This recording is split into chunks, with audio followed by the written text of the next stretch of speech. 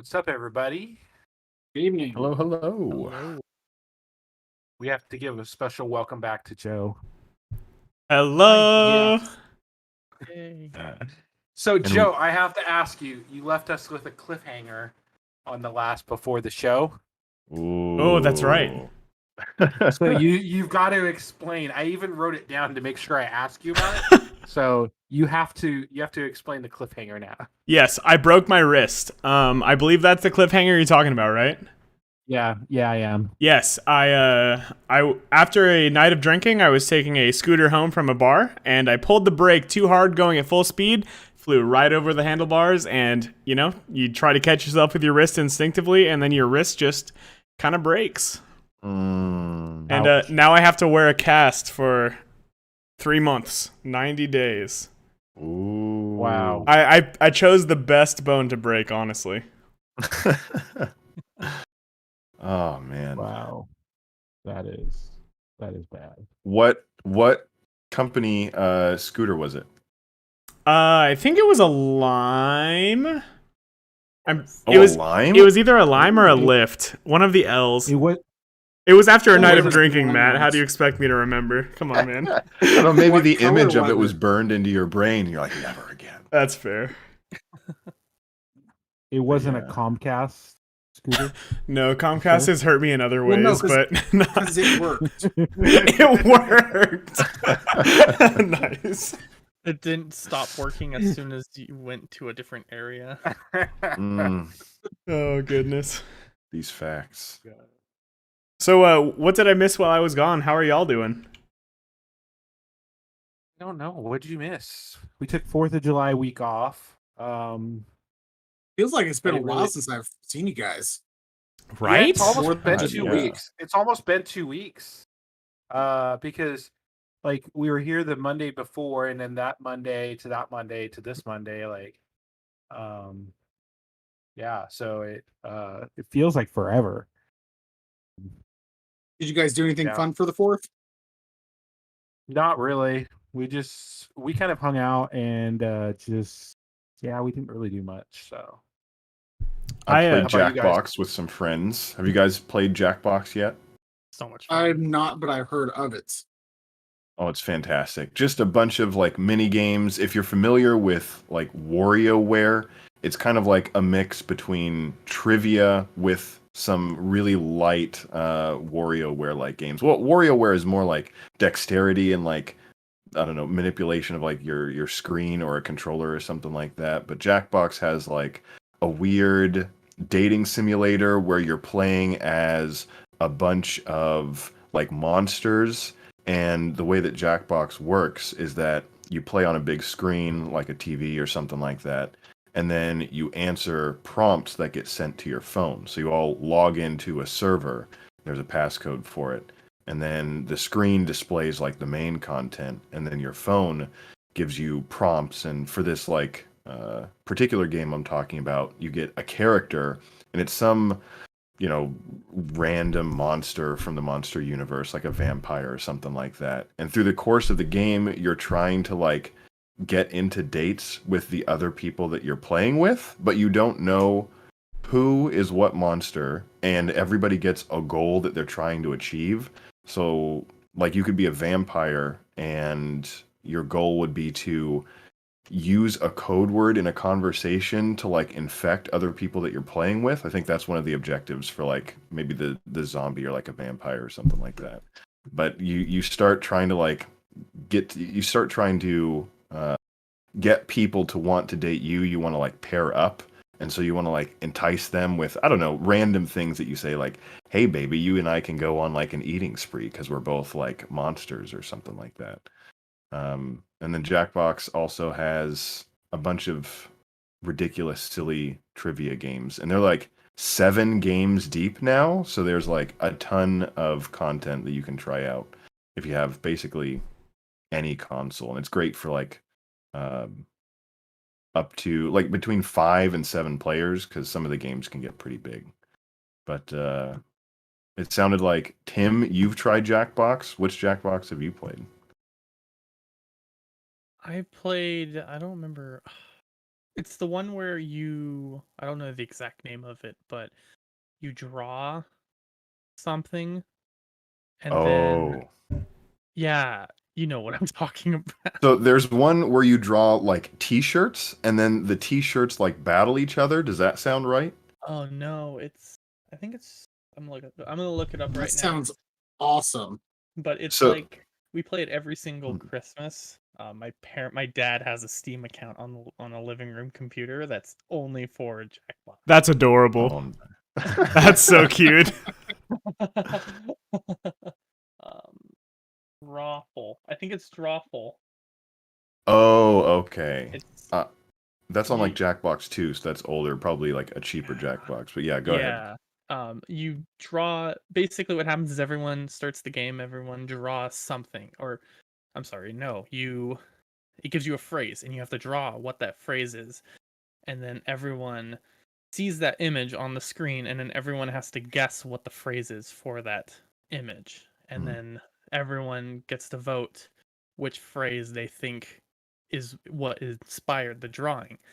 And so it's just so much fun to play. Like to kind of mess with people, and like because everyone's drawings are terrible because you're drawing it on a smartphone. You don't have anything like any room or anything, so Oh it's just yeah. it's so much fun to play. Hmm. I've played that one, and then Quiplash is another one that I've played before. That one's pretty fun as well. Oh, Quiplash is great. Yeah. That's a classic. But yeah, so that was my fourth, just like video games, group hangout, eating food, and not a lot of fireworks because they got essentially banned this year. They weren't really banned last year, so where I went, we didn't really get to see a ton. People still lit off fireworks, but it wasn't as exciting as it was previous years. Did you guys see any fireworks? We No. took my kids and my nephew, my 15-year-old nephew, to Legion Park in Everett, and we watched the fireworks there. And then we get all the way home. It's like almost midnight by the time we get back, because like we had to walk back to our van, which is like a half an hour walk from Legion Park, because all the streets were closed there. And get all the way home, and my nephew lives kind of diagonally across the street from us, and we drop him off. He gets out of the van, he comes back to the van, he's like, I left my phone in the van. So he kind of climbs back to the back of the van where he was, and he's like, I can't find my phone. I'm like, okay, cool, let's go drop the kids off at home and we'll search the van there when everybody's out. And we spent like a half an hour looking in the van, can't find the phone. I'm like, are you certain you had it when we left the park? And he's like, I'm almost positive, but I'm kind of doubting myself. I'm like, do you want to go back to Legion Park and see if it's still on the ground where we were sitting? And he's like, not right now. And I'm like, listen, if we don't go now, by the time we get a chance to go tomorrow, it's gone. Like, it will be gone if it's still there. So we went back there, but the city of Everett still had the roads closed down by it. So we had to park far away, walk all the way there. We found where we were sitting, no phone. Walked all the way back. I didn't get to bed till like 1 o'clock in the morning. I had to work at 7 the next morning. So I was up at 5:30. Mm. And then he comes over at 8 a.m. to look in the back of the van, and he found it in like less than 10 minutes. You just had to go through that whole adventure just to come back and find out it was right. Now, where if you it had should a- have been. If you had an iPhone, you could No, just he look has up an it. iPhone, but his Why did- iPhone died. So the thing is, we went to Legion Park earlier in the day and did all the kids' activities, but we went home to eat dinner, and then we went back there for the evening. And as we had to park, we parked like at the farthest most Everett Community College building, which is across the street from the college, across Broadway from it. So we walked from Broadway all the way to Legion Park, which is like a good half-hour walk. And as we were walking through the campus, he's like, oh, my phone's about to die. And I'm like, well, that's cool. I'll text your mom, let her know if she needs anything to get a hold of me because your phone's dying. Hmm. So his phone died on the way to Legion Park, because that was the first thing I did, because he has his location shared with me. And I'm like, let's check location. He's like, no, remember my phone died. And I'm like, Hmm. and I was kicking myself because when we got back to the van, I almost said, hey, do you want to put your phone on the charger while we're driving back home? And I didn't say that because my wife was with us on the way back, or because she came later than us because she had to go take care of her grandma. So she walked with us back to the van, and we dropped her off at the car that she brought. So she was sitting in the front seat, and that's why I didn't ask him if he wanted to plug his phone, because he climbed all the way in the very back of the van. So that was my 4th of July adventure. That makes me wonder what your guys' thoughts are on battery chargers, like portable battery chargers, and what you guys take with you if you do take any with you, and how you guys feel about battery cases. Well, I should say that I'm at like, for some reason, I don't know if my phone didn't charge last night, but I'm at like 7%. 7%. That's a 7%. 7. Geez. So, I think my phone didn't charge last night, but because I didn't really use it much today. But I usually carry one with me when I go somewhere. I have a Google project. What was Google? What before Project Fi? Project Fi. I have a Google Project Fi one that I got when I first originally tried out Google or Project Fi. And so I use that pretty regularly to keep it charged and in there. And it charges my battery about twice. So it gives me a good battery charge, but I don't really, most part I'm in the car, so it goes on the charger or whatnot. So okay. My phone has fairly decent battery life, but like if I know that I'm going like for instance, when I go to PAX, I will be bringing a portable charger with me. I know my phone will last a good chunk of the day, and a portable charger will just kind of, if I need a little bit of juice at the end of the day. I'm going camping this weekend. I'll be gone from Friday until Sunday afternoon, early Sunday afternoon, and I will only have my phone on me for emergencies. So what I'll probably do is have my phone with me and just turn it on low power mode and keep it in my pocket and not use it at all, and just have the portable charger on me to juice up my phone if need be, because my phone will probably last easily into the next day if I don't use it at all. Because my phone has a massive battery. Right now I'm sitting at like 20 something percent, and I've had it off the charger since 5:30 this morning, and I used it fairly heavily at work today. That when I brings up an important question that I think about a lot. How often do y'all have low power mode on? When my phone tells me to turn it on. When I reach 20% of low battery life, and it prompts me to turn it on. I think anytime I'm not plugged in and I'm using my phone to like watch any video, I immediately turn low power mode on. Really? Yeah, maybe I might just be a weirdo, but that must be why he doesn't get any of our push notifications from our Discord.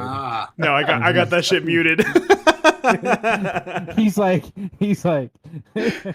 I got way too many Discords. If I had all of them unmuted, I would constantly be pinged. Nothing personal. I have Go ahead. I have two phones. I have the Pixel with a battery case because the battery on the Pixel 2 right now is not great. When it's a low power, anytime I start to watch a video, the power draw is too much, so the phone resets. So I had to get a battery charger, a charging case, so that it's just more stable throughout the day. And then I carry my Samsung Galaxy S8, so when one dies, I just swap to the other and I use full power on whatever phone. So I used to use low power mode and it was pretty great on the S8, but now I've gotten into a situation where I do not use it as much. But the battery case has been bulky as hell. This thing is ginormous, but it's fantastic to just have it all in one and then press this little button on the back and then starts to charge the phone. So I've enjoyed that so far. I was also going to mention, so I don't travel right now, so I didn't really bring it up, but my suitcase has a built-in charger on it. So that'll charge I just plug in a USB cable to it and it'll charge my phone. Me and my wife both have it, so it's a nice handy feature. And then the charger also pops out. So if like I put the suitcase up above, and normally on the plane though, you have a USB spot or a USB port next to your seat to plug in your charger and stuff like that. But if I had to, because I needed it for something else, then I could obviously pull the charger out and charge it from there. But so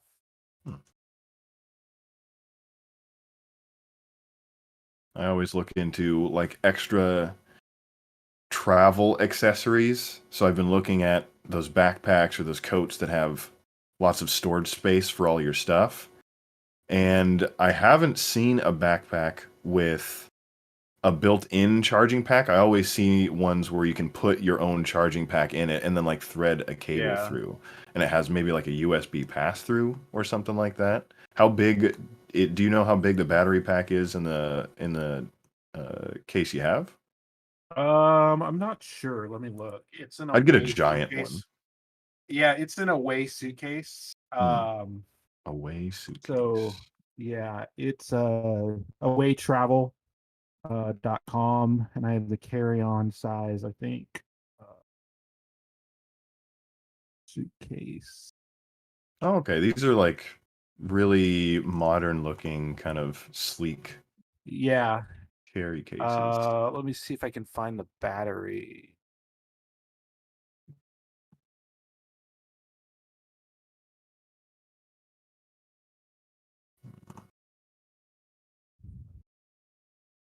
Don't see. It's nice because it pops out, because some places with security require you to remove your battery pack, like Alaska Airlines. Going on there, it doesn't say what the battery is. I'll do some looking into it, but I like that. So the way that this looks, the one that I found is that there's a little flap that opens up that you can plug the USB cord into. And if you just pop it, if you just push it in, it'll Yeah. pop out. Oh, that's the legit. whole charger. The whole charger will pop out, because, like I said, Alaska Airlines will make you take it out before you get on the plane. The Delta will not. They don't care.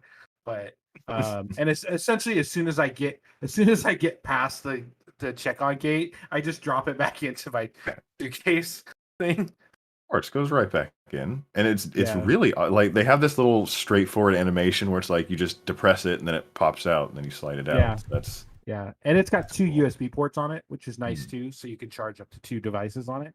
And then it has a little battery thing. The one thing I do miss about it is that it doesn't have USB-C. I really want to get a USB-C one for it, but I haven't found one that's for it. So you have an iPhone 12 Pro that doesn't have USB-C. I guess you could get Lightning to USB-C. Lightning to USB-C, yeah. Because all my cables now, I don't use regular USB chargers. I charge them all through USB-C to Lightning, Nice. because you get a faster charge on it. So, yeah. So, anyways, yeah. So that's kind of what we did last week. Oh, Joe, I have to tell you, we created a new Twitter account for Joe, or for Tim, last week. Chef Tim VK on Twitter. We were gonna do an Instagram account this week, but we yeah. So it's his first parody account. You got to go to Twitter, like @Chef Tim VK. Yeah. Oh, he doesn't have the right nameplate on. He needs a new nameplate. Yeah, I need to redo his nameplate. Did he get any new followers? I don't know, because I haven't even logged into it. He's got 5 followers right now. He's making gains. He's following 8 people and he has 5 followers. I mean, 5 followers is when I knew I made it, so seems like he's doing pretty well. And he follows quality people too. I mean, he can get verified now.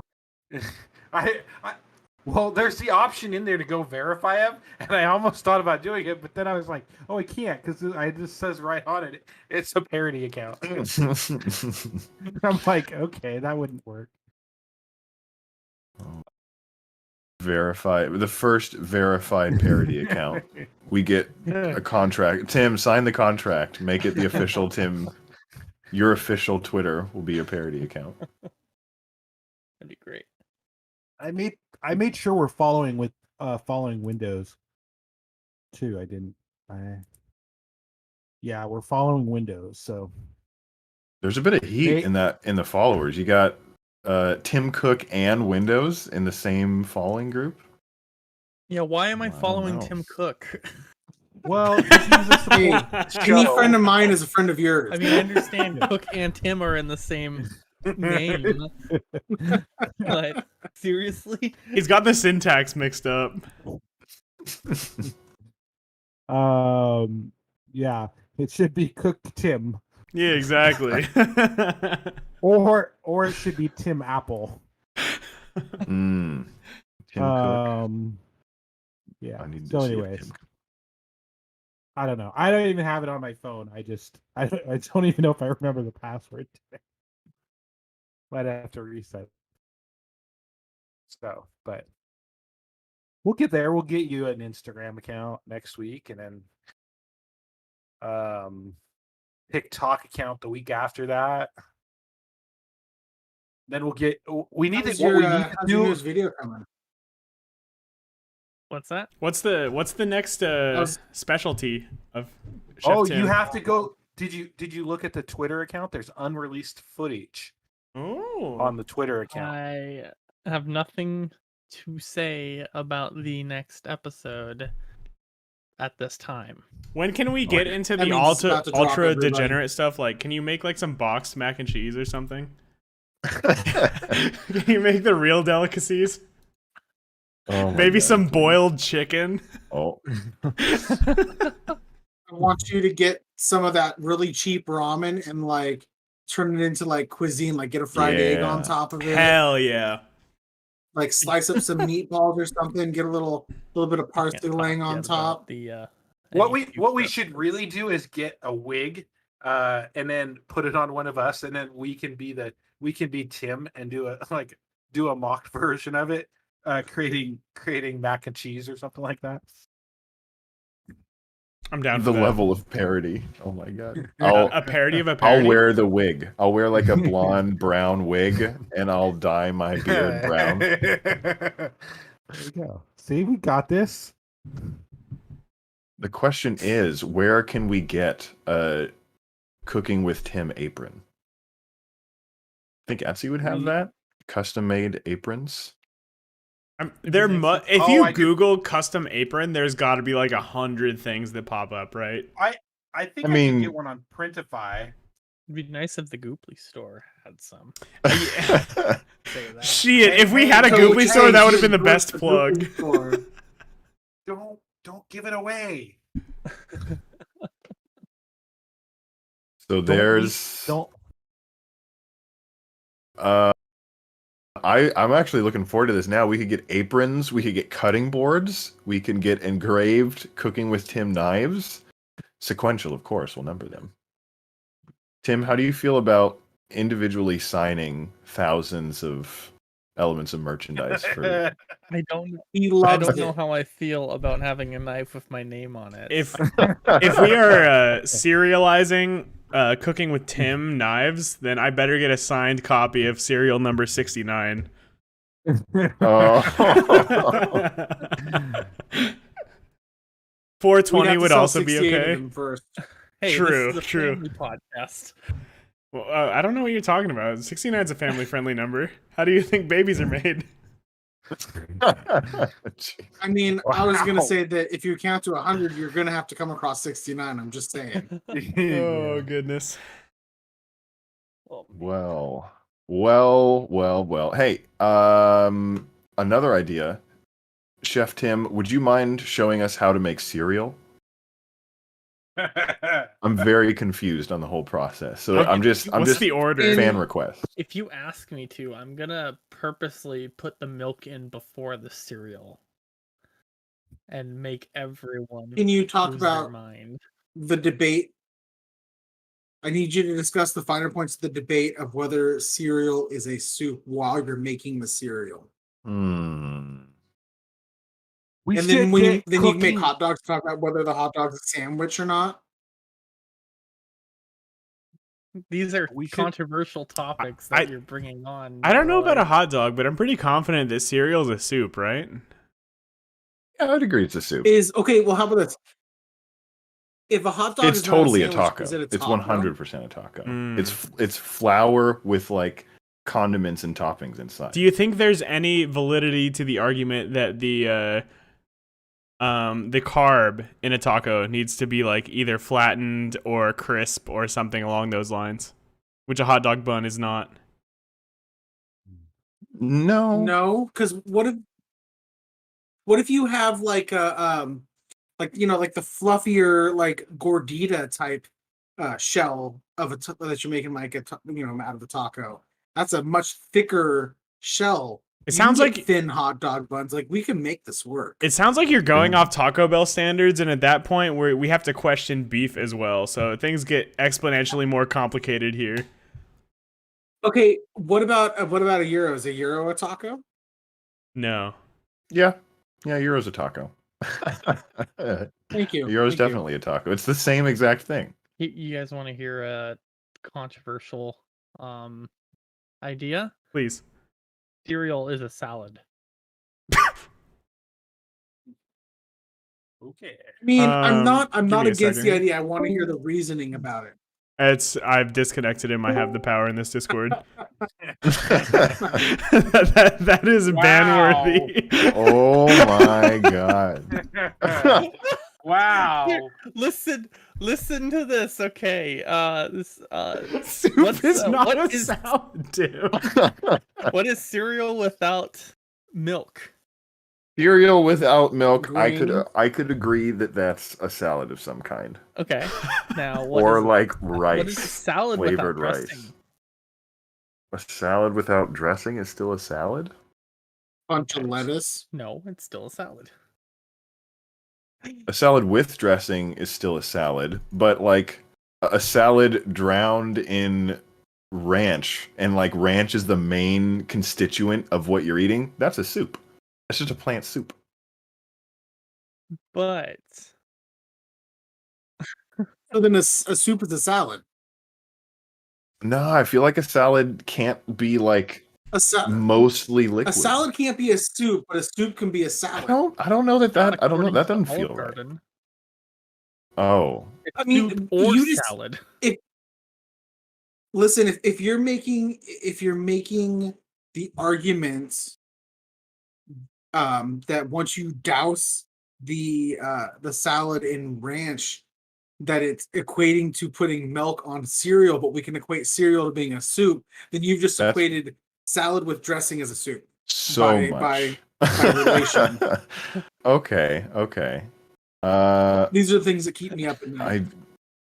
This is the levels of inception are mind-boggling. So Soups are a salad, but salads aren't soups. soups are a salad, but salads aren't soups. More importantly, I want to know what Matthew Evans has to say about this. He's been suspiciously quiet. How do you feel about He salads and kicked me. soups?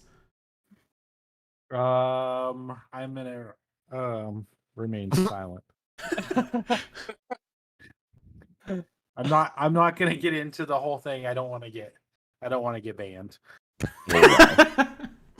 Very controversial topic. Yes. With that being said, we're 2 minutes away from the Goopplycast, so we should wrap up our soup Whatever this versus. is. Yeah. Maybe we'll have to do a poll on the Twitter account. I'd that'd be down for that. fantastic. Yeah, I'd retweet the Yeah. shit out of that. Yeah. So, I want to find the We'll- people who mix different types of cereal. Because that's what would make me think it would be a salad. When you're just like, oh, I'll just put a little bit of Captain Crunch and a little bit of Chex Mix and some Cheerios. This Nobody brings does up the bigger question. What is the best mix of cereals? I don't know that Ooh. anyone has ever asked that question before, Joe. I We're- think you might actually be the first. This is something that needs to be explored, whether it be here now or on the Twitter account later. We must find this out. We got 10 seconds, gentlemen. How y'all feeling? Any Very final good. thoughts? we're ready to change the topic. Well, you are for sure. All right, gentlemen, let's get into the show.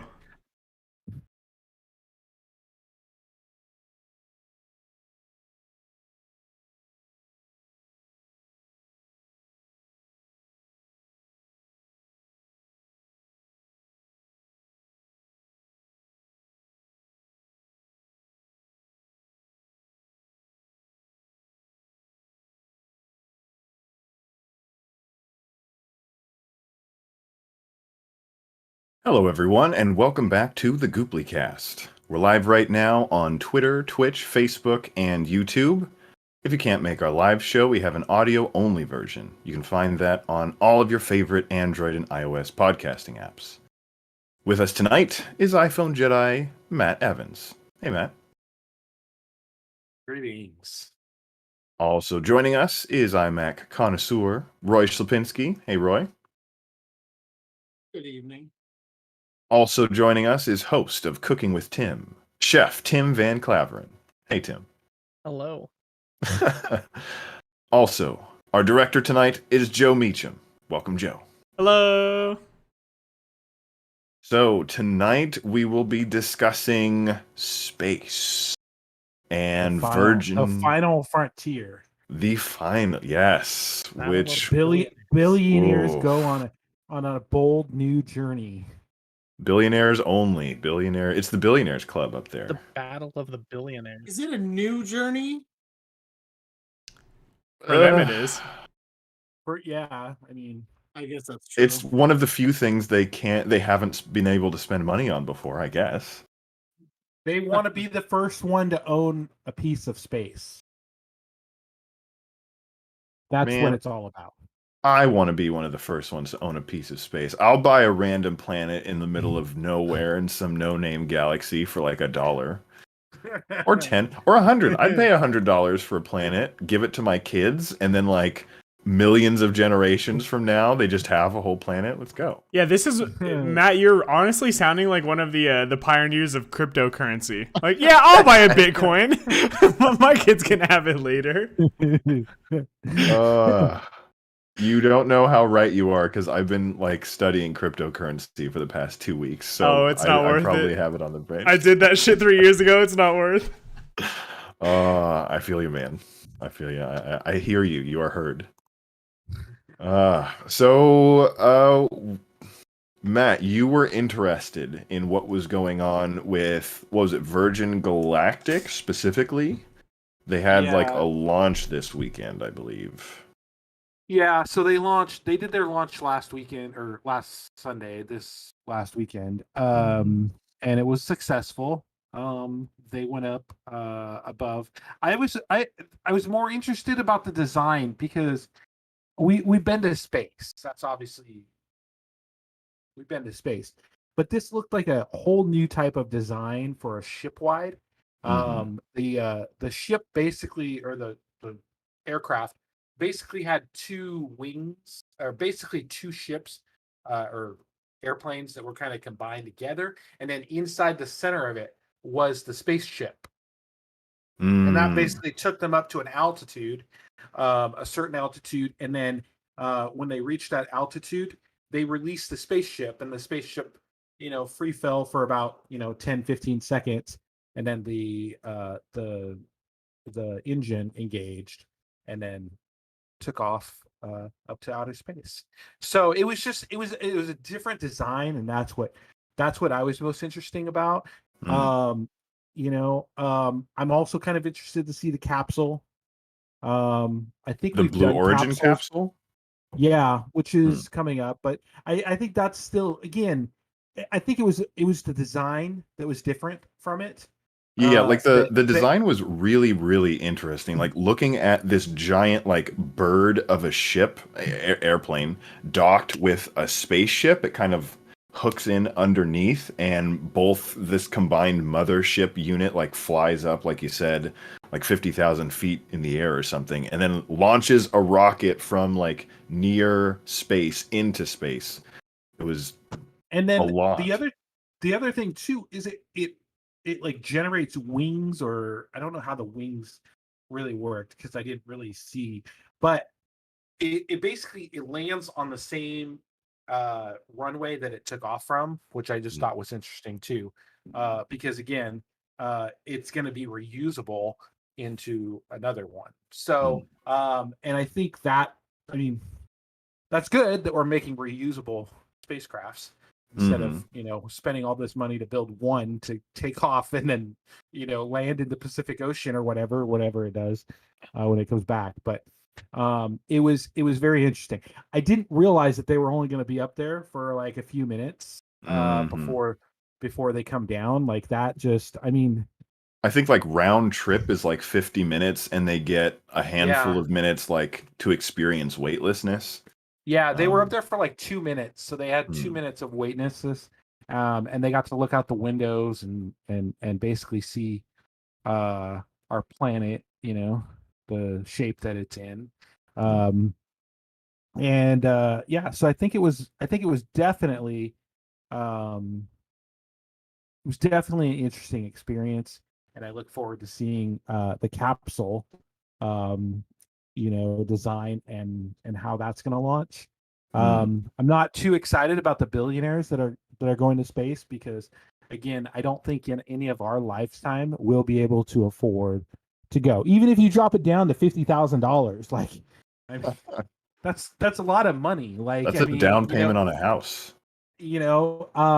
so the future generation, Really. yeah, in maybe 50 years might be able to afford it, but we will be probably long gone, or lost Mm. interest by then.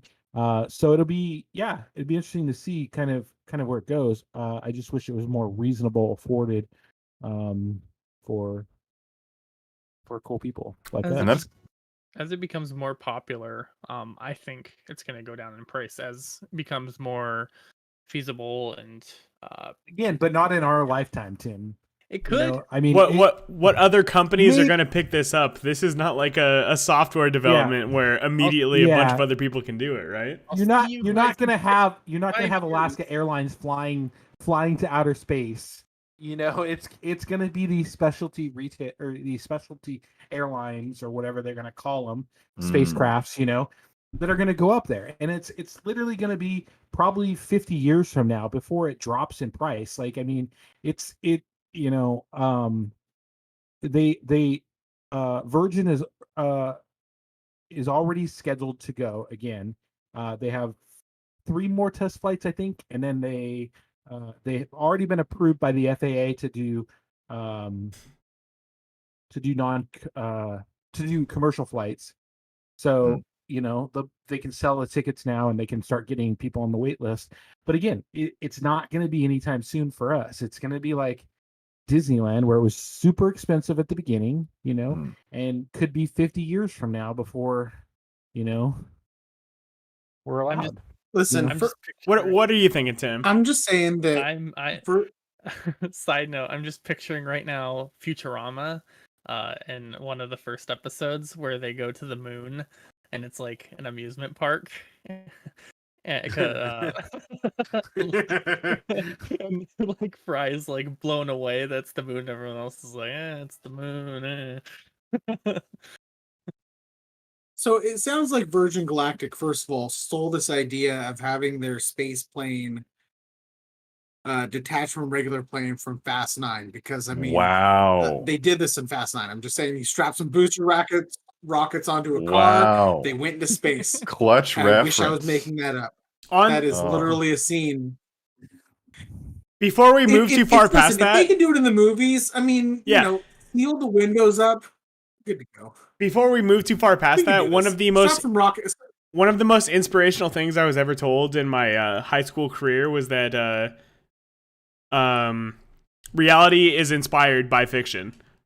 So that I think there could be some truth to that. Like, people see these things happening and they're inspired to try to create that. So I don't think you're too Absolutely far true. off, Roy. Thank you. So Next time they steal your catalytic converter, Tim, we'll just strap some rockets on it and fly it to the moon. I was We'll just gonna repurpose say, your car. Matt. I just fun fact. I looked it up on Google, but in 1910 was the first ever commercial flight, and that cost $400, and with inflation, that's about $11,000 back then. Now, can you imagine Ooh. paying $11,000 for a flight, and not a very good flight?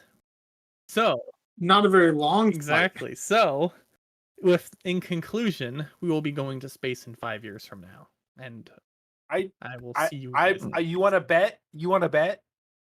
You want to put a what bet on this? Not in what do you 5 think years, will contribute obviously. to like dropping the price down? If the Well, price so is so going to drop, here's what do you here think? I was just thinking about that. So going to space is expensive because rocket fuel is not cheap, R&D, blah blah blah. All they need to do is obviously, you know, we got to get past the paying for the R&D phase, so there will be a period of time where it's going to be more expensive than others. But if they design a rocket that can hold Hmm. 50 to 100 people just for a fun commercial flight, once we've gotten past the initial paying for the R&D for that, you start splitting that cost 100 ways, it becomes much more affordable. So I don't think Matt's too far off by saying in 50 years it'll be more affordable. I completely agree that maybe in 50 years it'll be a lot more feasible for your average person to go to space, but I'm willing to bet in at least half that time we start seeing prices start to drop dramatically. Not like affordable dramatically, but like 30K or 20K. Yeah, prices are going to drop, and I think it could be, you know, in maybe 5 to 10 years, it could drop to like, you know, $75,000 or $75,000 or $50,000. But here's the other thing too. Like you mentioned, building bigger spacecrafts. When you build bigger spacecrafts, what do you have to do? More testing. So you have to build the design. You have to build the design. I completely to get more agree. testing.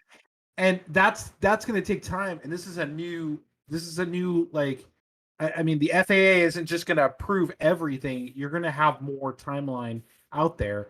So, you know, feasibility, you know, and I'm not going to be the first one to go on one of the new rockets, you know, that just got built. I want to make sure that it's going to last, you know, Here's and the stuff thing. like that. Here's what's going to happen is in a couple weeks, Jeff Bezos is going to go up into space. And then when he gets back, he's going to be like, everyone needs to experience this. So he's going to make an Amazon Basics rocket that's affordable for the masses. And you can buy it on Amazon. Tim, I kicked you once. Don't make me do it again. Prime delivery. Prime delivery. No, to space. it will be yeah, it'll be a what was I thinking? Prime Airlines or Prime There we go.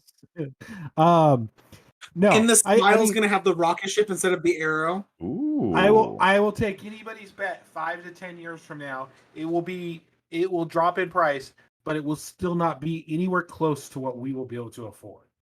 Well, I actually completely agree with you, Matt. I really do. I think that it'll be closer to 50 years plus before we start seeing it as a more feasible thing for the average person to do it. And I'm even still going to put feasible in quotes.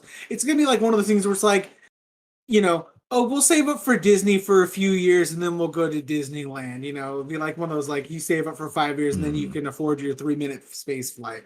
And then It's not going to be something that anybody could just drop with a dime go do. Yeah, and then again, too, it's going to be per person, Tim. So, like, you may not be able to bring your wife with you if you don't have enough money to bring 2 people. Like, I mean, you got to pay per seat on this aircraft. So it literally, like, if it drops to $50,000 per person, and you and your wife wanted to go on a trip to space, that's $100,000 right there. You know, you get it down to 25, that's $50,000. Get it down to 10, that's 20. Like, I mean, and it's like, even if they you have increase to the think time about that you're how- in space by a little bit, I really don't think that it's worth like your entire life savings or whatever for like 5 minutes of weightlessness, true weightlessness in space. Once people start posting pictures on Instagram from outer space, it will be over with. The hype will be done. You know, it won't be as fun for anybody to, like, you know. Once the hype gets down, then Spirit will make their next rocket, and then never. we'll get to the cheap JetBlue. pricing. Oh, and that cheap flight will still be $10,000 to $20,000. So So imagine if Spirit made a Wait, rocket. And the delayed. problem is rocket fuel is so expensive that honestly, like putting R&D aside, rocket fuel is so expensive. And that's, I mean, one of the biggest costs of going to space is how much fuel it takes to get somebody into space and how much that's going to cost. Now, granted, using a plane that can get us into the low, the upper atmosphere is a good way to not use as much rocket fuel. I mean, I think that it's probably a cheaper way to do it, Mm-hmm. but I mean, it's still expensive. And I mean, there's a lot of safety that's going to have to go into it. A lot of people that are going to have to be certified to bring these untrained people into space.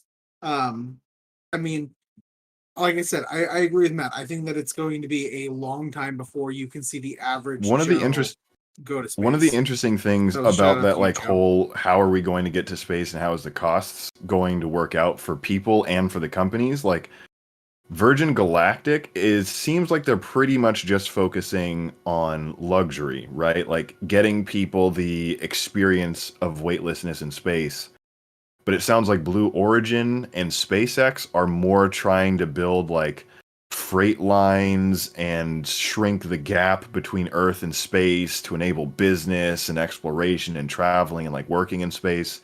So I think Blue Origin and SpaceX will have a better time dropping their costs down for everybody versus Virgin Galactic, who's just trying to offer one particular product in space for people. I don't think that they will last compared to Blue Origin, but And then Yeah, then you have especially with the WeWork. amount of money that Blue Origin is just being fucking gifted by the U.S. government, which is a whole nother conversation, but also complete garbage. Like they're set to succeed for sure. And then you have WeWork, who want to build like a desk where you can go up there and just sit there and work for the day up there at the office. in Hell outer yeah! space. Partnered with Blue Origin, we work. Yeah, WeWork. I mean, literally, that would probably get them out of the financial problem that they're in right now. If they partnered with SpaceX or Virgin Galactic to get a like a little capsule or a little ship that can just travel around the Earth for the day. Matt No, Evans, if you're we- about to get an email for like a board position where we work. and an instant Goopplycast sponsorship.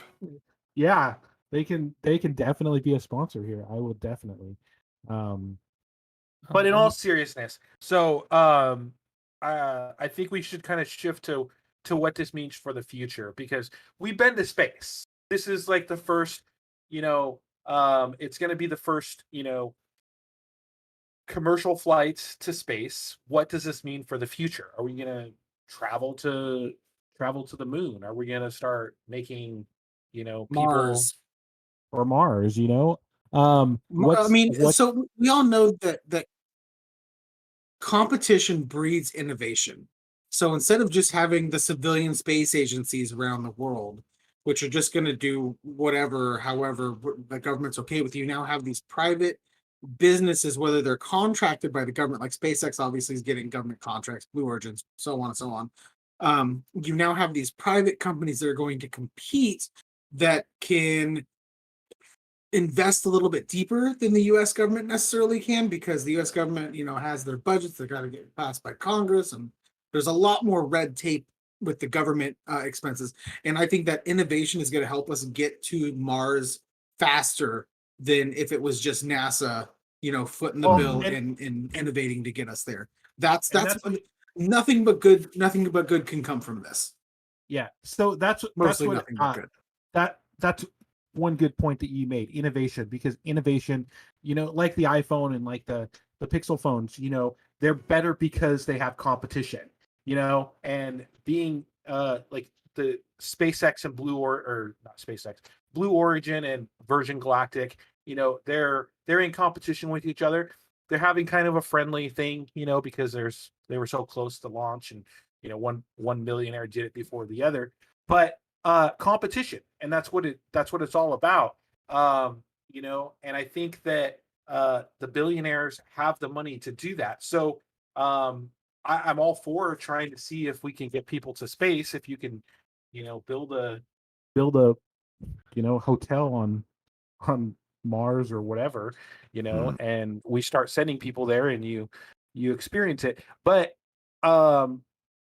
and one of the things that I brought up in the Discord, and I didn't realize how much space trash that we had up there already. But I think there needs to be a new set of rules for what what kind of stuff that we could do, because I feel like we're already polluting space by the amount of space trash that's out there. So It's gonna be I- hard because like right now we're sending, contained ships with luxury passengers into space to experience that. And they're probably not going to dump a bunch of trash.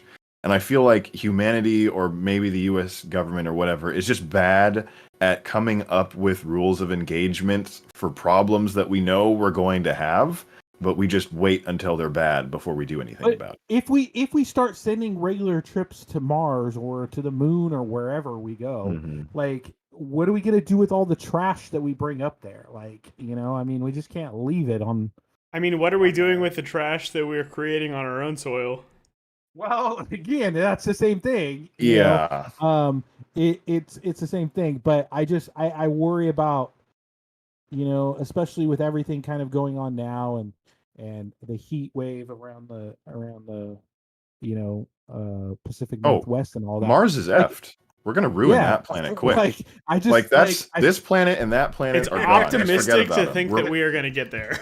We're moving on. Fair enough. We're moving on. We have to think past Mars after we junk that planet and think about like how we're going to create sustainable like food products and packaging, because anything that we use to contain food right now is like plastic that doesn't decay for thousands of years or whatever. So we have to come up with like a new scheme for transporting materials and transporting food, and maybe 3D printing food in space and getting nutrients from that, as opposed to just like What is that sending up sentence you freeze-dried just said? stuff.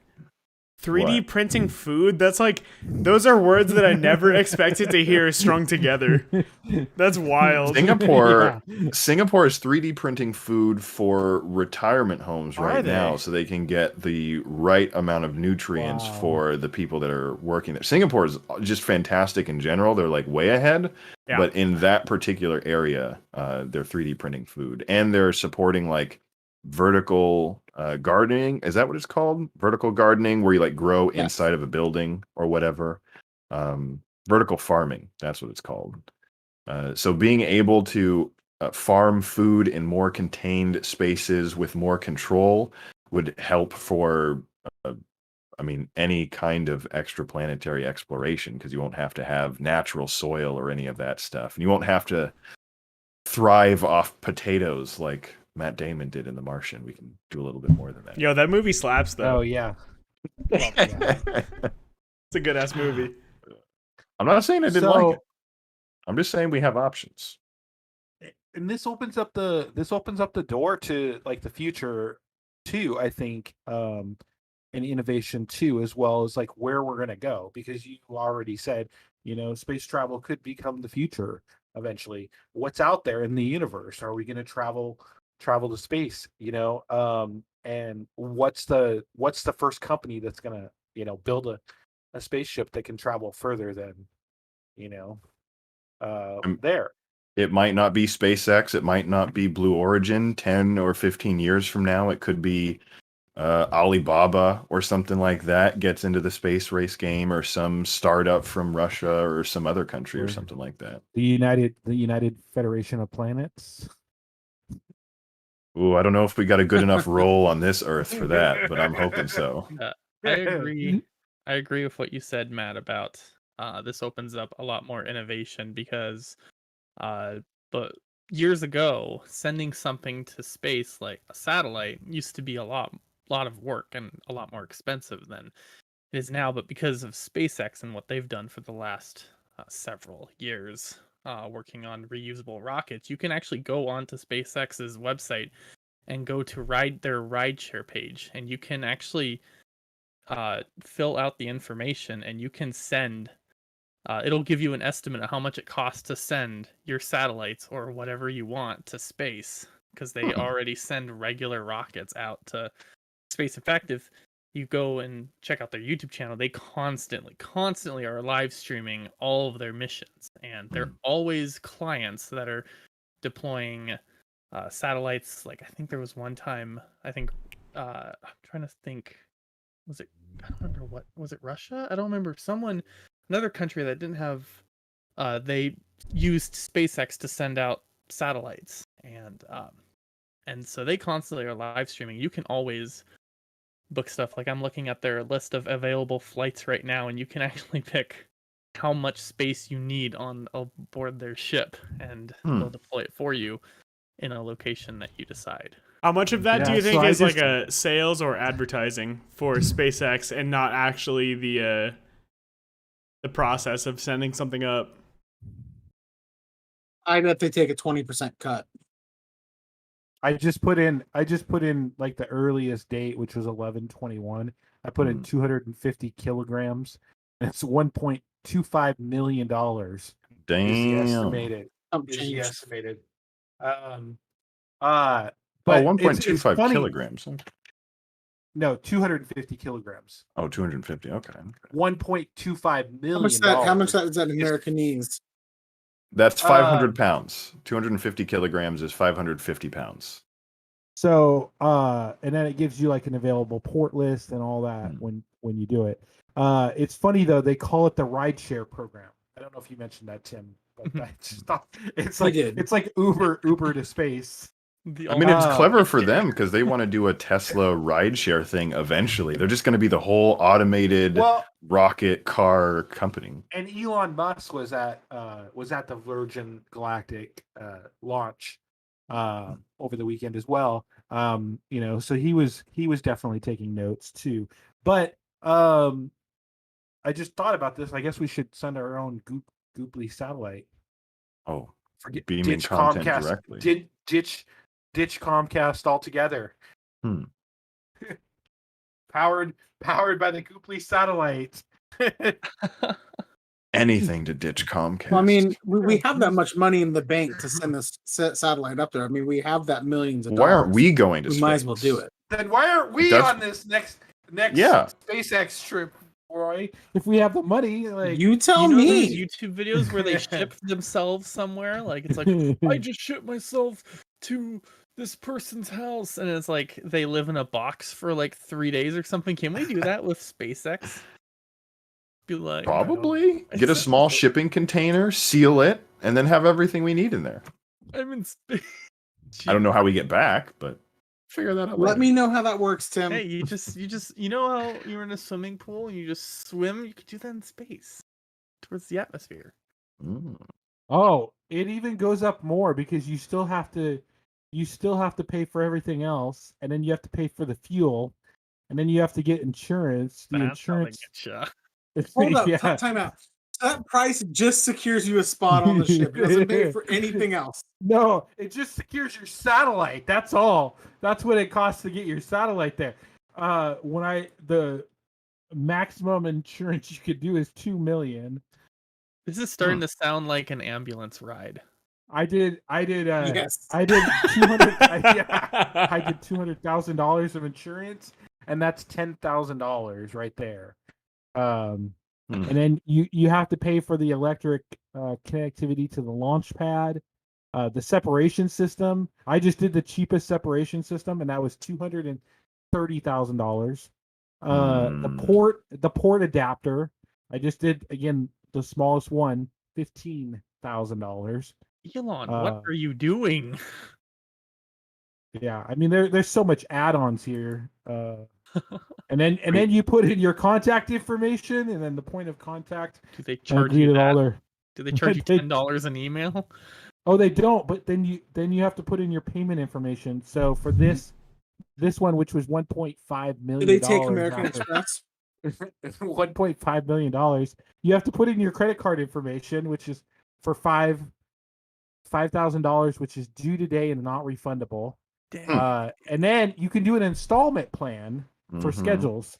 So it'd be $1 million. Oh, good. It'd be a little over $1 million would be your first installment, and then your second one would be a little under $500,000. Your second one. We can Hey, Roy, crowdfund. you could buy a house, or you could fund this satellite that we're going to be sending to space that will probably be broadcasting Cooking with Tim. Your final payment. Go ahead. I can afford the down payment that's due today. I might need a little help coming up with the first installment. Just a little bit of You help. gotta go to the bank and Oh. convince them. You have to dress up nice. You go to the bank and say, "Listen, I want to send a box into space." I'm running into a big dilemma here. I can either pay for our second installment or pay my taxes. Oh, rough. Second installment, bro. Come on. I wonder if this is tax us out. deductible. Is this a tax deductible for putting a our Nah, y'all haven't paid me anything yet, so definitely not. Oh, man. Hey, We should IRS, launch if you want- Space Coin and Space use that Coin. to fund Hey, a IRS, rocket if you up. want your tax return, just go to space. It's up there. That's a yeah. fun hot topic. We could be like some esports organizations and shell some coins that don't really exist. That could be fun. Just make our own cryptocurrency. Space Coin already exists. Plan failed. Oh so, fuck! sorry. Nice try, Matt. Damn. Nice try. Yeah. And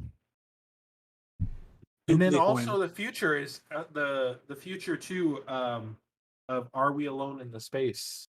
Does anybody have theories on that, or do you think they have a planet out there that they're monitoring us on a satellite and they're just going, oh, these fools are just getting to space now? I used to think that like the universe is, or not the universe, but like space is too vast for us to not have like some other being, but I haven't thought about it for some time. Mm. I've thought about it a lot, especially I know that the UFO. I don't know if it's come out yet or not, but it was coming out. We should look at that and maybe do another topic on that USO. But I know that they had talked about it. The government had said that there's some things that they can't explain, So I honestly feel like that we're not alone in the universe, and there is other people out there. And I mean, I don't know if they're watching us from, another galaxy or something like that. But I think it's we can't be the only ones around here. But it's been interesting that we're still here.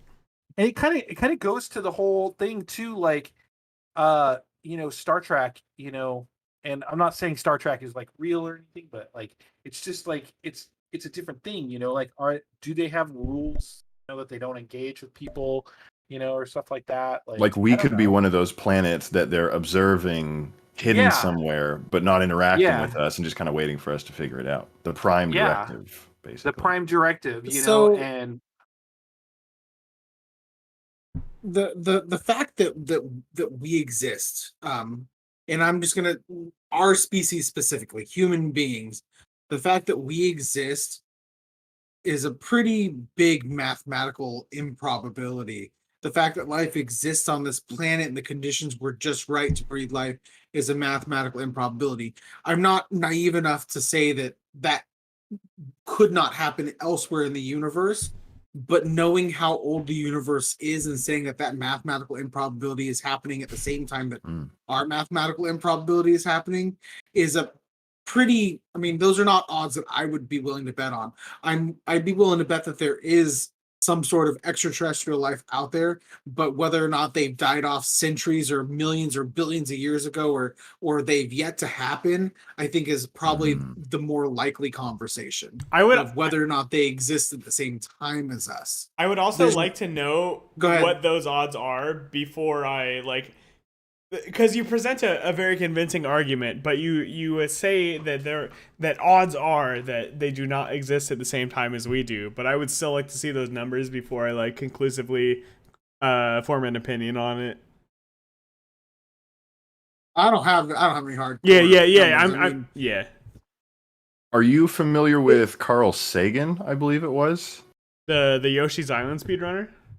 I made that joke for literally one nebulous listener out there. But anyways. Wow.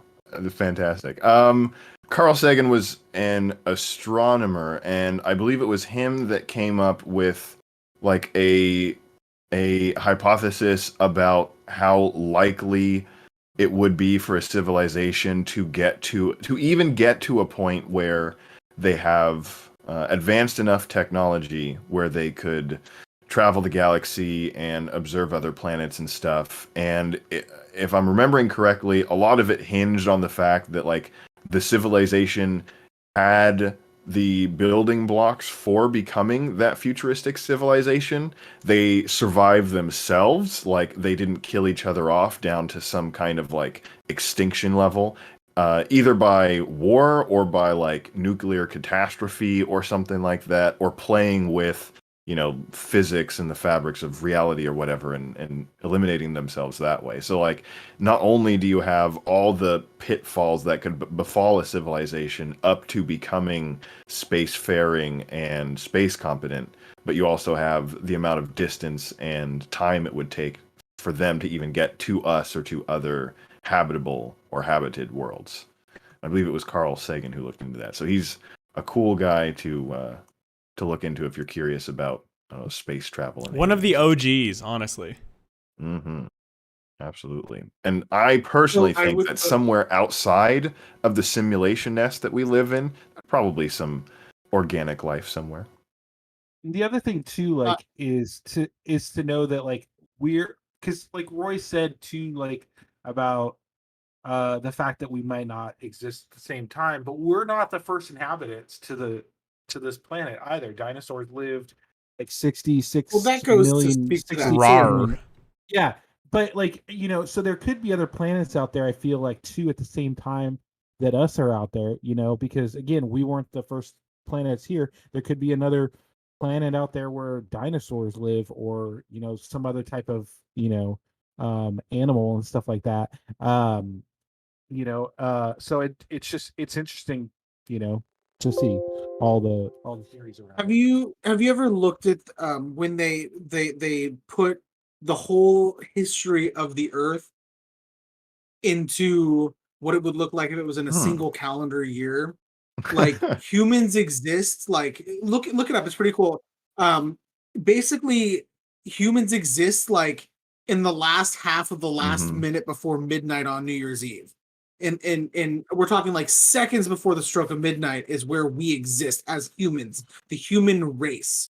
Everything else that has happened in the history of the Earth takes place the other 364 in 0.99 days. Okay, and that's every mass extinction that's happened in the course of our planet's history. That's our planet forming and cooling enough for inhabitants to be on it, the primordial ooze, our galaxy to form, our star to form, our solar system to form.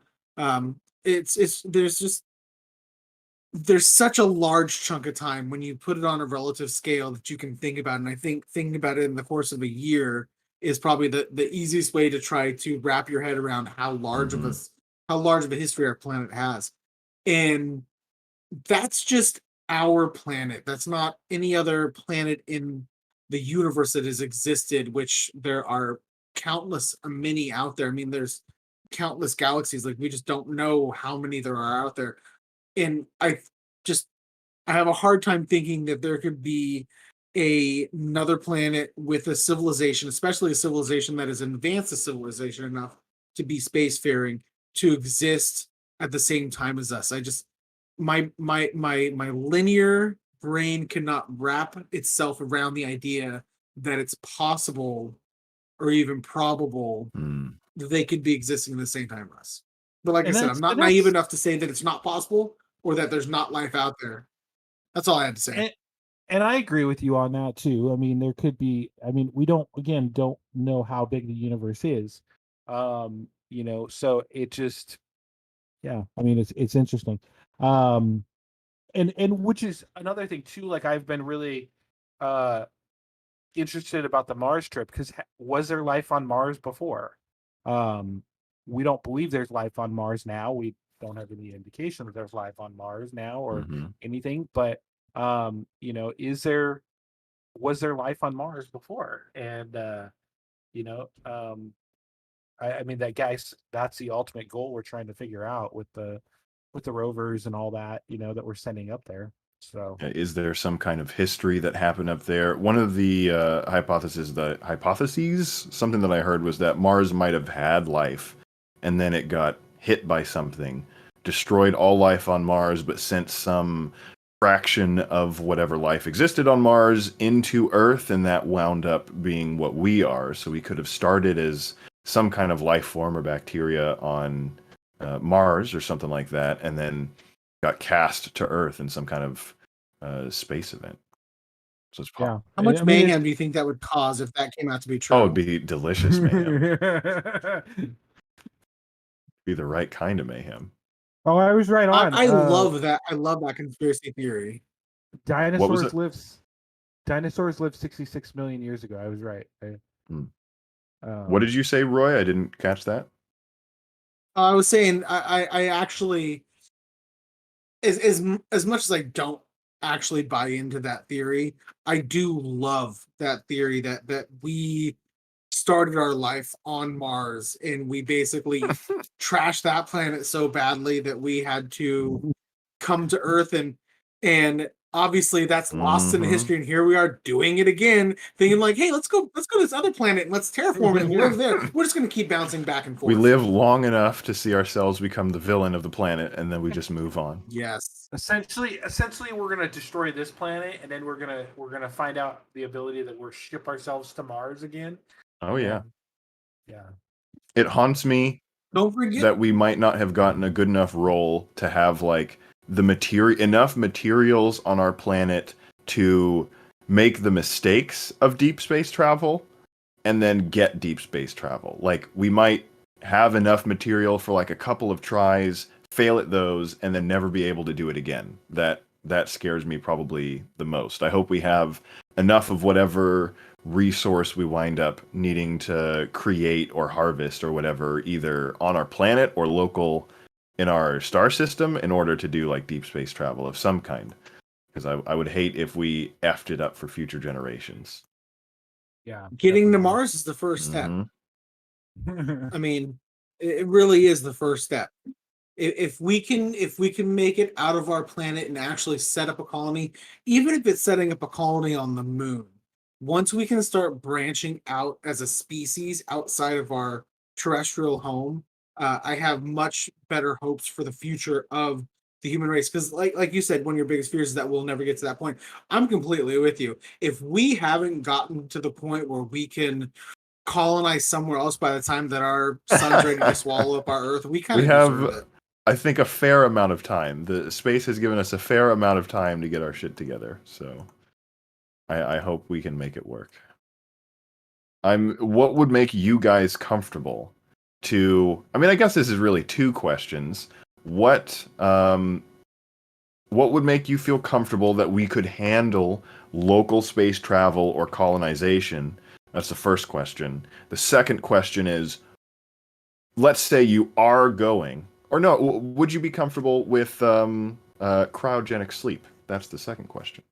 I would be comfortable with cryogenic sleep, but as for the first question, I wouldn't be comfortable with like any extensive space travel as long as people on Earth are not being taken care of. We have way too many problems here to start expending so many resources outside of here. I might just be I might just be a dirty lefty, but we got too many people we got to take care of that aren't being taken care of. Yeah, it's not just that, but I mean, as long as we have the governments of the world fighting the way they're fighting, hell, as long they're as we have fighting people in our what? country fighting the way they're fighting over basic things. Like I watched a video on Twitter. Some Republican representative at CPAC was like, "We're here to tell the government we don't want handouts. We don't want their welfare." And I'm just like, is anybody going to tell her that the state that she's from is one of the highest welfare recipients in the country? Like, as long as we have people that are insistent upon fighting facts and coming together to solve the basic problems that Joe was pointing out, I don't have any confidence in our ability to travel really extraterrestrial on a major scale. Yeah, that's where I'm at. Something like that, in my opinion, is going to take not just a country cooperation, but international cooperation. So you guys think that there's not enough cohesion on our planet, for one, and then two, there's still a lot of suffering and a lot of people falling between the gaps, that all the resources that we would be using for space, we could reorient to solving lots more problems on Earth before we invest too much in space travel. It's a mixed problem because I think we could reinvest the way we are allocating that money, but I don't think we will. So at this point, I think things will still end up leading towards private companies going into space. So I don't really know how things are going to go. Of course, I'm not in control, nor do I know the best course of action. But seems like we're heading up north into the atmosphere. Well, and I agree with both you and Roy and Tim, or excuse me, Joe. The mess that we have going on down here right now is crazy. Homelessness. What we have to deal with things here before we travel to another space and try and, if like Matt said, colonization of another planet. We need to figure out things here first, how to manage things before we go managing another planet or another colony, because we need to make sure that we're not polluting that planet, and making the same mistakes that we've done here. We need to make sure that we deal with homelessness and drug addiction and stuff like that, before we go sending these people off of there. Otherwise, we're just going to have two messes to clean up rather than one. Has anybody watched For All Mankind? I know that Matt's the only other person with Apple TV Plus, but anybody watched For All Mankind? It's an Apple TV program. It's set in an alternate history where Russia makes it to the moon first. Russia put the first woman on the moon. It was actually the third person to go to the moon was a Russian woman. We set up bases on the moon for mining water and lithium. In the second season, they get to a point where, spoilers by the way, the Russians take over an American mining site, and we're in the 80s. Too late. Too late. Full steam ahead. You good, Matt? Oh, he hasn't okay. seen it. So I haven't seen the second season yet. Oh, I haven't even. Okay. I haven't even finished the first season, but I do know what happens in the first season. So, okay, without getting too spoilery, then there's international incidents in space, and to me it highlights the fact that there's so much infighting here on the Earth that the second that we start colonizing, unless we can cooperate internationally, we're gonna have Chinese settlements and American settlements and Russian settlements and English settlements and French settlements. And we have to come up with whole new rules of engagement for space, because everybody's gonna want to, come up with their own claim, and how do we handle incidents that are millions of miles away, where there's no backup for years potentially from Earth. You could have communication delays, like things are gonna have to happen. We could have international incidents that could cause a war here on Earth that happens millions of miles away with no context for us. That's a scary situation to be in, because you would have people with all different ways that they want to colonize, from different backgrounds, from different cultures, from different societies, all congregating on a planet, maybe in separate spaces, so they're all trying to colonize in a particular way that works for them. But then, I don't know, they might have to trade, or there might be on colonized planet trading between groups, and how do you regulate that? Do they have their own economy that's completely separate from Earth? Do they have their own government that has a kind of, I don't know, thread that Earth attaches to them, even though they're millions of miles away? One of the things that you guys brought up was fixing relatively the low-hanging fruit on Earth before colonizing and sending a bunch of people out that might carry those same burdens out into space. I think it was probably Elon Musk who believes in kind of the opposite of that we'll probably never figure it out here, but there's probably no time, because we'll never figure it out here. So we should start colonizing and making all of those mistakes as quick as possible, because we'll probably never get it right. Do you guys see any truth in that kind of perspective? Point one that I operate from when I take Elon Musk into consideration is fuck Elon Musk. absolutely fuck that guy. I don't vibe with him at all. So I might be alone here. So I'd love to hear the other opinions, but that's where I stand. I see his point of view. I don't agree with his point of view. I think that we can still fix our mistakes here. It's hard to believe because I think that we're pretty divided right now, and we need to try and fix that. But I mean, I just I have this intuition that we shouldn't move into another state. Otherwise, we're just going to be divided. And what happens if one set of group goes to set up a colony, and then we get in a fight or a war with them? And then it's like I mean, it just like Roy said, there's no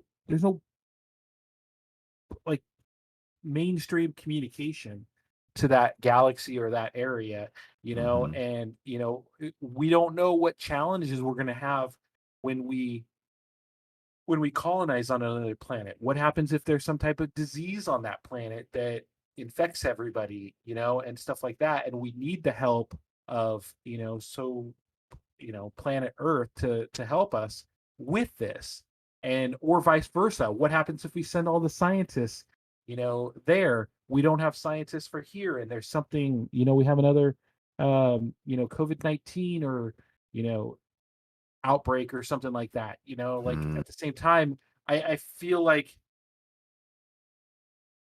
I don't know, I feel like it's a bad idea right now to try and colonize or to try and move towards that. I do understand Elon's must, but I still kind of believe somewhat that we will somehow unite. May be a while, but I believe and I hope in that we'll fix some of the problems we have here. And certainly that kind of conversation, that kind of level of colonization where we can send multiple people across either our star system or the galaxy in general, super far off. We're still in 2 minutes of space, maybe up to 11 minutes of space time. So there's a long way to go. And so like SpaceX, I think they're doing like the most comprehensive, like out of Earth space product package thing. Aren't they delivering people to the International Space Station? Yes. They've been doing that for, I want to say they started, was it this last summer with the Dragon capsule? That was when they sent Bob and Doug to the International Space Station. That was the first ever mission from SpaceX that included people. And they did it again not that long ago, I want to say, with 4 people this time. And it was the same mission again in the Dragon capsule going to the International Space Station. Yeah, it was pretty cool. Like when that happened, just because a lot of what SpaceX is doing is reusing rocket parts and everything. And I know I personally, I'm going to go back a little bit to Elon Musk. I know, Joe, what you said earlier. I can see why there's a lot of anger with him. Like, a lot of people don't like him. I personally think he's doing a lot of good things for humanity. I don't necessarily agree with everything he posts on Twitter. Dogecoin, buy Doge. So I don't necessarily agree. Yeah. Tim, I'm just gonna say tread carefully because he has the ban feature. Just remember that. You've already been banned once. You don't want a permanent ban from the Discord. And I'm not gonna say anything like I like to focus on the good things he's done, like with SpaceX, the reusable rockets. What else is he doing? Starlink, getting internet service to other places by sending satellites using his own space program. I don't necessarily think everything that he does is great, like Tesla, the fact that there is no right to repair on your own stupid car. Dogecoin is kind of, I don't think that's a good thing. But I mean, I think he popularized electric cars a lot. Very true. Electric Yeah, cars kind of yeah. sucked before Tesla. He's done a lot of good things, and I can see how it can come off as. I asked my brother. He was back in, I want to say it was like 2014, 2015. He was the biggest. He loved Elon Musk. He was like, I think everything Elon Musk is doing is super great, and I'm a big fan. And this last Christmas, I asked him, "So what do you think of Elon Musk?" He's like, "That idiot is so annoying." Huge change. Man, Elon pre-power trip was pretty level-headed, pretty Yeah. reasonable. Oh yeah, I loved all the things he was doing back in 2014, 2015. I thought he was great. Now he has so much power, he can just casually mention things and like markets move and cryptocurrencies explode. So he is definitely in a position that's super, super unique. And in the future, we can look back at everything that he did and everything that he said and judge him for both his actions and his words. Just sucks that we kind of have to deal with him figuring all of this stuff out and being super controversial while he's at it. Well, I think that is a good place to leave it, unless anybody else has any final thoughts.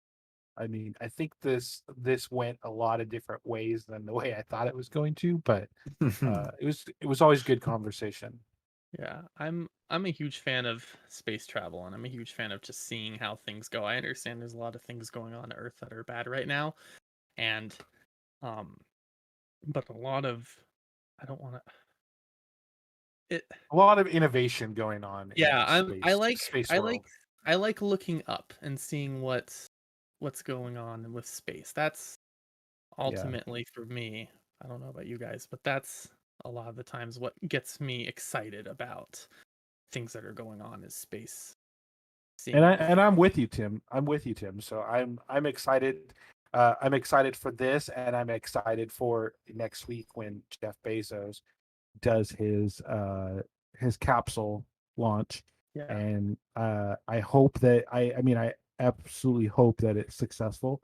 I think that and we didn't talk about this much, but Virgin Galactic also it was the space program before that lost somebody in one of their launches too. So this hasn't come without sacrifices that we've made in this field. So I hope that everything happens well on the 20th for Blue Origin, and that everything goes on, because again, we don't want setbacks, because that'll just slow things down. So I hope everything goes well, and he has a speedy trip to space and back. Yeah. Even if we don't get Amazon basic rockets, or to where it actually becomes affordable to go to space, I'm still very excited to see the next rovers go to Mars to pick up the samples that are currently up there and sent back to Earth, or seeing what more pictures are being taken of the Mars rover, or from the Mars rover. The drone up there has done some really cool. I don't know if I highly recommend, if you haven't already watched any of the footage or seen any of the photos that the drone has already taken while it's been on space or on Mars. So cool. Yeah, no, I follow it all the time. I'm checking it every week, so it's really fun to see what's going on there. And like I said, I'm really excited to see Mars. I wonder if somebody's gonna walk around the corner on Mars and knock on this rover and be like, "Hello, anybody in there?" somebody with a big knife or something like that, one of those sticks or something, comes out of a cave, But yeah. So anyways, so I think this is a good place to leave it, and good conversation. Well, we want to give a big thank you to everyone here for joining us live on this episode of the Goopplycast, and a big thanks to you if you're listening to our podcast. Look for our replays on YouTube and the podcast version of our episodes on all your favorite podcasting apps, including iHeartRadio. Follow us on Twitter and like us on Facebook, so that way you'll get notified when we go live with the show. You can join in and also for when we share new tech-related content. I've been your host, Matt Carter. For Matt, Roy, Tim, and Joe, we appreciate you so much for watching and listening, whether here on Earth or in outer space. We'll catch you next time on the Goopplycast.